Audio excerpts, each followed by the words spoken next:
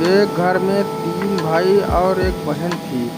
बड़ा और छोटा पढ़ने में बहुत तेज थे। उसके माँ बाप उन चारों से बेहद प्यार करते थे, मगर मंझले बेटे से थोड़ा परेशान थे।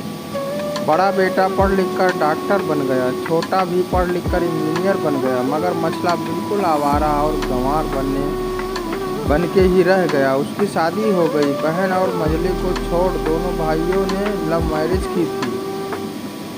बहन की शादी भी अच्छे घराने में हुई थी। आखिर भाई सब डॉक्टर इंजीनियर जो थे।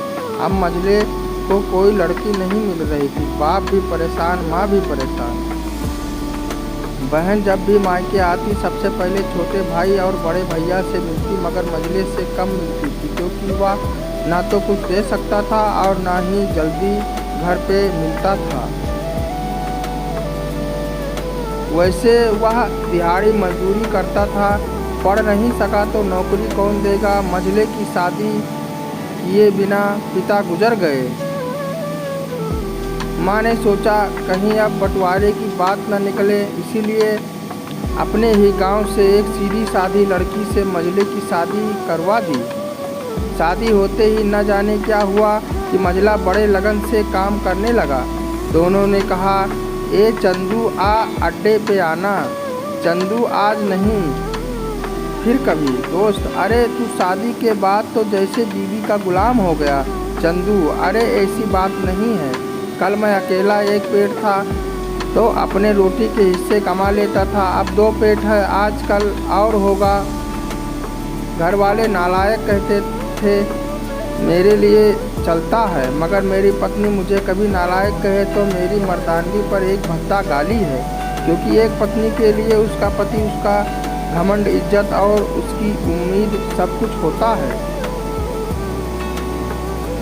उसके घर वाले ने भी मुझ पर भरोसा करके ही अपनी बेटी को दिया है, फिर उनका भरोसा कैसे तोड़ सकता हूँ। कॉलेज में नौकरी की डिग्री नहीं मिली, लेकिन ऐसे संस्कार माँ बाप से मिले हैं।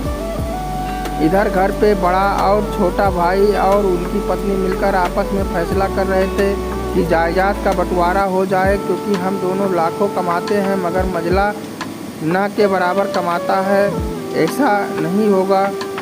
माँ के लाख मना करने पर भी बंटवारे की तारीख तय हुई। बहन भी आ जाती है, मगर चंदू है कि काम पे निकलने के लिए बाहर आता है। उसके दोनों भाई उसको पकड़कर भीतर लाकर बोलते हैं कि आज तो रुक जा, बंटवारा कर ही लेते हैं। चंदू तो मुझसे पूछने की क्या ज़रूरत। वकील कहता है ऐसा नहीं होता, साइन करना पड़ता है। चंदू, तुम लोग बंटवारा करो, मेरे हिस्से में जो होगा वो मुझे दे देना। मैं शाम तक आकर अपना बड़ा सा अंगूठा चिपका दूंगा पेपर पर।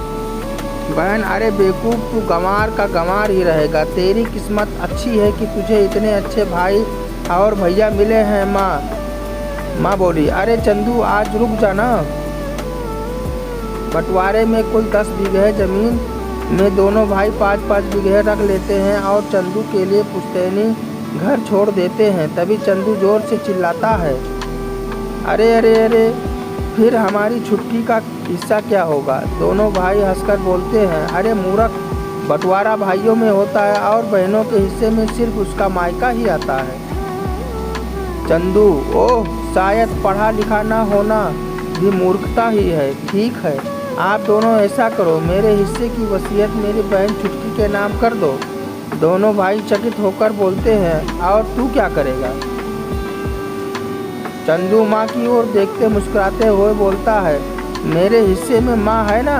फिर अपनी बीवी की ओर देखकर बोलता है मुस्कुराकर, क्यों चंदू। चंदुनी जी, क्या मैंने गलत कहा। चंदुनी अपनी सास से लिपट कर कहती है, इससे बड़ी वसीयत क्या होगी मेरे लिए कि मुझे माँ जैसी सासू मिली और बाप जैसा ख्याल रखने वाला पति मिला। बस यही शब्द थे जो बंटवारे को सन्नाटा में बदल दिए। बहन दौड़कर अपने गंवार भाई के गले लगकर रोते हुए कहती है, माफ़ कर दो भैया मुझे, क्योंकि मैं तुम्हें समझ नहीं सकी।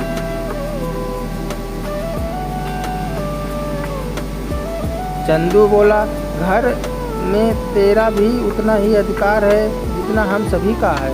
बहुओं को जलाने की हिम्मत किसी में नहीं, मगर फिर भी जलाई जाती हैं, क्योंकि शादी के बाद हर बाप उसे पराया समझने लगता है। मगर मेरे लिए तुम सब कुछ अजीज हो, चाहे पास रहो या दूर रहो।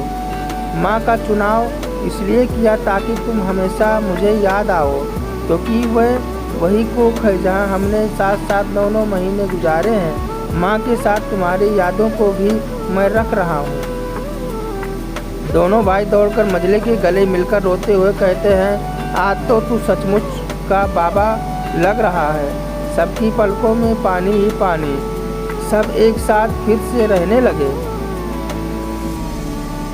दोस्तों, कहानी पसंद आई हो तो लाइक शेयर करें।